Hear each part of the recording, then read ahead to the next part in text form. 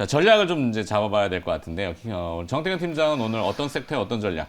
네, 저는 오늘 IT 대형주. IT 대형주 네. 따라갑니까? 네, 추격 매수. 추격 매수. 네, 어차피 시장이 간다라면은 IT가 가야 시장이 간다. 뭐 저는 그렇게 항상 그렇게 생각하고 있습니다.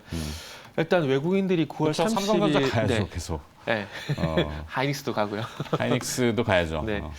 그 9월 30일 이후에 외국인들이 IT만 현재 4조 4천억. 그러니까 좀 전에 롯데케미칼 같은 경우도 9월 달 이후에 외국인 보유율이 2% 넘게 늘어나고 뭐 IT 같은 경우도 지금 4조 4천억, 삼성전자만 1조 8천억이 넘게 매수를 했고 하이닉스만 하더라도 7천억이 넘는 매수가 들어왔습니다. 나머지 뭐 1조 5천억 정도는 LG에너지솔루션, 삼성 SDI, 그리고 뭐 포스코케미칼 이쪽으로 매수가 들어가는데 어쨌든 이렇게 매수하는 게 뭐 그냥은 아니라고 생각을 합니다. 이게 뭐 올해가 아니라 내년을 보지 않을까라는 그런 말씀을 좀 드리고 싶고 그리고 이런 현상이 나타나는 것들이 어쨌든 모건스탠리 보고서가 나오고 난 뒤부터 이런 현상이 좀 나타나고 있다고 생각을 하고 있습니다. 거기다가 이제 환율적인 부분도 저는 그 환율 얘기할 때 이창용 한국은행 총재 얘기를 빼놓지 않고 항상 말씀을 드리는데 피터슨 경제연구소에서 이창용 한국은행 총재 했던 얘기들이 계속 좀 저는 머릿속에 되뇌더라고요. 네. 1100을 때와 1400을 때였던 이 환율된 포지션이 달라야 되지 않을까라는 얘기를 했었고 그리고 한미 통화 사업에 대해서도 그렇게 중요하게 생각하지 않는 그런 발언들을 좀 했었는데 어쨌든 이창용 한국은행 총재가 했던 얘기들 그리고 모건스탠리가 또 환율에 대해서도 1480원 고점에 대한 얘기를 하고 난 뒤부터 어쨌든 환율은 상승이 아니라 하락적으로 전환됐다는 부분들을 보게 된다라면은 앞으로 어찌 보면 이창용 한국은행 총재가 이 금리 정책을 해 나가는 거에 대해서 신뢰는 하지 않더라도 꼭 봐야 되지 않을까 그런 생각이 좀 들더라고요. 그러다 네. 보니까 이 환율도 최근에 어쨌든 이 1,450원대에서 고점 형성하고 하락을 하고 있다는 부분들도 어찌 보면 외국인들이 IT 쪽으로 매수를 들여 할 수밖에 없는 그런 요인이지 않을까 생각이 좀 들더라고요. 그리고 또 마찬가지로 뭐 인텔이 계속해서 나온다라는 얘기는 했지만 서버용 CPU인 사파이어 레피즈 지금 공통적으로 증권사도 그렇고 지금 이제 인텔 부사장 같은 경우도 뭐 상연금회관 거기에서 이 제품 소개하는 그런 자리에서도 뭐 4분기에 올해 연말에 나온다는 얘기를 했는데 물론 지켜봐야 되겠지만은 그런 나온다는 얘기를 했기 때문에 뭐 그런 기대감들로 인해서 매수가 들어오는 것이 아닌가 좀 봐집니다. 그래서 일단 뭐 그런 부분들이 있고 그리고 어제 같은 경우는 또 신한투자증권에서 내년 2분기에는 반등할 것이다. 근데 결국 이게 모건스탠리가 올해 4분기, 1분기 바닥을 다지고 반등이 나오지 않을까라는 얘기를 이미 한 상황에서 이런 리포트가 나오고 있다는 점을 보게 된다라면은 어찌 보면은 뭐 어찌됐건 간에 내년에는 그래도 나쁘지 않다. 뭐 네. 이런 것들이 전반적으로 좀 깔리는 것 같습니다. 그렇기 때문에 IT 같은 건 이렇게 좀 말씀드릴게요. 가까운 미래를 볼 것인가, 먼 미래를 볼 것인가 이런 말씀드리고 싶은데 이게 무슨 얘기냐면은 가까운 미래는 4분기 실적이라 좀 볼 수밖에 없을 것 같습니다. 하이닉스는 뭐 적자 얘기가 나오는 상황이고 반도체 업황에 대한 얘기가 있지만 그럼에도 불구하고 모건스탠리 그리고 방금 신한투자증권의 어떤 리포트에 대해서 말씀드렸듯이 4분기는 안 좋겠지만 어쨌든 내년에 가서는 바닥을 다지고 업황이 돌아설 것이다. 이걸 볼 것인가, 이 먼 미래를 볼 것인가 이제 고민을 해야 되는데 결론적으로는 가까운 미래보다는 먼 미래를 보고 좀 긴 호흡에서 이 IT를 좀 봐야 되지 않을까라는 말씀을 좀 드리고 싶어서 오늘 IT 대형주를 좀 선택을 했습니다. 그래서 토픽은 일단 SK 하이닉스를 선택을 했습니다. 그래서 SK 하이닉스 같은 경우는 뭐 85,000 이하 가격을 주게 된다라면은 뭐 8만 원대는 뭐 충분히 매수해 볼 만한 가격대로 좀 봐지고 네. 뭐 같이 볼 만한 종목들 같은 경우는 뭐 예상하시겠지만은 삼성전자 그리고 어저께 또 상당히 또 시세가 강했었던 테스 뭐 그리고 덕산네오룩스 그리고 최근에 하이닉스 때문에 또 주가 큰 폭으로 빠졌었던 또 하나마이크론 뭐 이런 회사들을 좀 말씀을 드리고 싶습니다. 네. 연관성 있는 기업으로 삼성전자 그리고 테스, 덕산네오룩스, 하나마이크론. 덕산네오룩스, 하나마이크론. 네. 네. IT 그렇죠. 뭐 우리나라 산업의 주축 뭐 네. 누가 부인할 수 없는 삼성전자, SK하이닉스 뭐 주식시장의 대들 보죠. 네. 움직여야 된다. 특히 이제 외국인 투자자들과 환율 뭐 네. 이런 얘기해줬고 업황은 애매한데 예. 지켜보자고요. 네. IT. 네.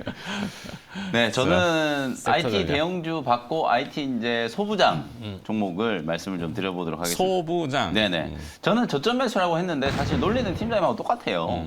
뭐 절대적인 위치가 워낙 아직 싸기 때문에 저는 네. 이제 저점 매수라고 표현을 한 거고 어제 이제 뭐 IT 소부장 종목들이 이제 반등이 조금 들어왔다는 측면에서는 또 추격 매수가 될 수 있겠고 뭐 그런 식으로 해석하시면 될 것 같고요. 환율 차트를 먼저 좀 보여드리고 싶은데 네. 원달러 환율 일단 1,444원 20전이 이제 올해 연중 고점을 만든 거예요. 실제로 이제 환율이 그 이후에도 올라갈 수 있는 요소는 더 많았었는데 뭐 정부에서 또 좀 개입을 좀 하기도 했었고 그리고 여러 가지 이유들은 있겠지만 어쨌든 외국인들의 주식시장에 대한 이제 순매수가 시작된 9월 말부터 원달러 환율이 이제 조금 이제 하락세를 좀 그리기 시작하고 오늘은 1,400원 아래로 이제 좀 떨어질 가능성이 높아졌잖아요. 이제 그런 측면에서 봤을 때 외국인들이 국내 주식을 이제 바라볼 때 딱 한 가지인 것 같아요. 일단 원화 표시 자산을 그동안에 많이 비중을 좀 줄였잖아요. 지금 많이 사고 있다라고 얘기하지만 상반기 때 역대급으로 많이 팔았거든요. 그 부분을 이제 다시 조금 돌려놓는 흐름 그리고 이제 아무래도 원달러 환율이 이제 계속 조금 추세적인 하락을 좀 한다라고 하면 더 떨어지기 전에 일단 원화 표시 자산을 좀 사놓는다라는 개념 뭐 그러므로 그렇게 이제 이해를 하시면 될 것 같고 환율이 이제 한 1,380원 정도까지 이제 좀 떨어질 수 있는 여력이 좀 생겼다라는 측면에서 당분간은 이런 이제 외국인들의 수급 논리가 좀 이어질 수 있는 가능성이 높아 보여서 제가 어저께 이제 낮에는 LG전자 말씀드렸거든요. 네. 그러니까 뭐 삼성전자, SK하이닉스, LG전자 이런 류의 종목들 쪽으로 수급이 계속 유입될 수 있는 가능성은 좀 높고 마찬가지 관점으로 이제 소부장 종목들에 대해서도 비슷한 이제 수급 논리가 형성될 수 있다라는 거죠. 미국의 이제 필라델피아 반도체 지수가 7% 이틀 동안에 이제 급등을 했거든요. 결국 미증시는 지금 빅테크 기업들이 못 올라오고 있는 자리를 반도체 종목들과 기계 장치 뭐 이런 경기 민감주들이 지금 채워가고 있는 거예요. 마찬가지로 업황에 대해서는 계속해서 지금 말씀드리지만 불확실성이 많이 남아 있거든요. 특히 이제 4분기 때 뭐 기업들의 어떤 감익에 대한 우려 이런 것들이 분명히 남아 있는데도 불구하고 사실은 미래 주식이라는 게 우리가 이제 꿈을 먹고 살찌운다라는 얘기 많이 하잖아요. 뭐 그런 논리를 이제 감안해 보면 내년 하반기 때쯤 되면 업황도 이제 좀 살아날 수 있는 가능성이 또 있고 아까 팀장이 말씀하셨던 것처럼 뭐 DDR5라든지 사파이어 레피즈 뭐 12월에 출시를 하든 1월에 출시를 하든 어쨌든 출시가 임박했기 때문에 이제는 사실 이 DDR5 이제 교체 수요에 대한 이제 부분들도 어느 정도 좀 가시화됐다. 그런 관점으로 보면 이제 미국의 이제 엔비디아라든지 아니면 뭐 머티리얼즈, 어플라이드 머티리얼즈, ASML 뭐 이런 종목들이 가격 상승을 하는 게 논리적으로 봤을 때는 좀 합당한 그런 흐름이다라는 생각이 좀 들기 때문에 우리 시장도 그대로 이제 어저께 장 막판에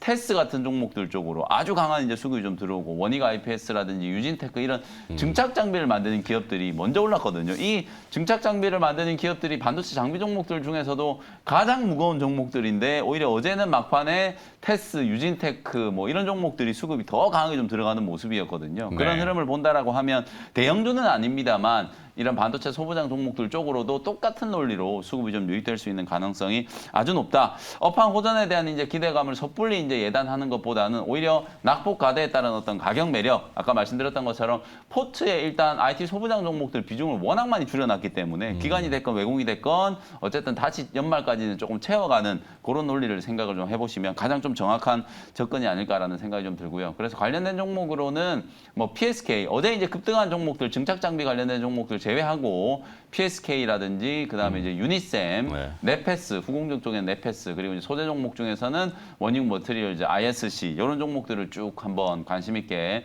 포트에 편입하는 전략 고민해 보시면 어떨까라는 생각이 좀 들고요. 요 중에서 뭐 탑픽 종목 고르면 PSK 정도 요 회사를 이제 16,000원 이하에서 좀 분할 매수하는 관점으로 탑픽 종목으로 한번 선정을 해드려 보도록 하겠습니다. 네.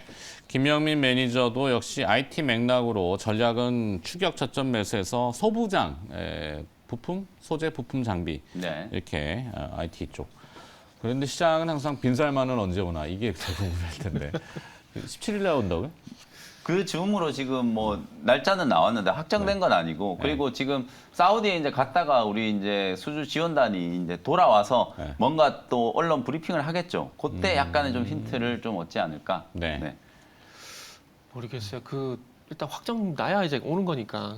근데 뭐 좋은 소식 있지 않을까라는 생각은 들어요. 지금 계속해서 아까 김영민 매니저 얘기했잖아요. 기대감으로 항상 주식시장은 그렇죠. 앞서 나가는 경향이 있기 때문에. 그리고 또 막 시장에서는 업황 업종에서는 그렇게 생각을 하겠지만 우리 입장에서 보게 되면 주식 투자자 입장에서 보게 되면은 이제 또 새로운 수혜주들. 그러니까 어제 보니까 또 지난주 같은 경우 또 국영 GNM 네. 강화유리 관련된 것도 부각이 되더라고요. 그래서 네. 앞으로 이제 계속 기존에 우리가 알고 있는 한미 글로벌에너지 뭐 다스코 이런 것들도 있지만 이제 네. 앞으로는 계속 새로운 수혜주가 나올 거기 때문에 그쪽에 어떤 뭐 그것도 추격 매수 관점에서 한번 빠르게 따라잡는 것도 괜찮지 않을까 이렇게 말씀드려야 될 것 같네요. 네.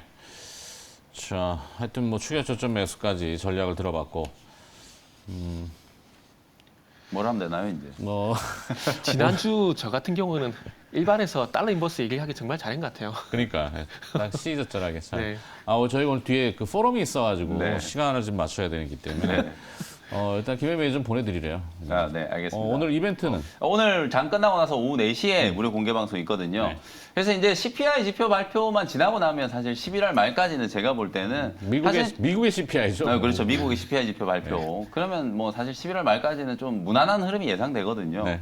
어쨌든 이 정도로 얻어맞았기 때문에 뭐 11월 달은 조금 계속 긍정적인 좀 관점을 유지하시라는 당부 드리도록 하고요. 자세한 얘기는 장 알겠습니다. 끝나고 나서 오후 네. 4시 공개 방송 때 전해드리도록 하겠습니다. 네, MBN 골드 김영민 매니저였습니다. 고맙습니다. 감사합니다. 네.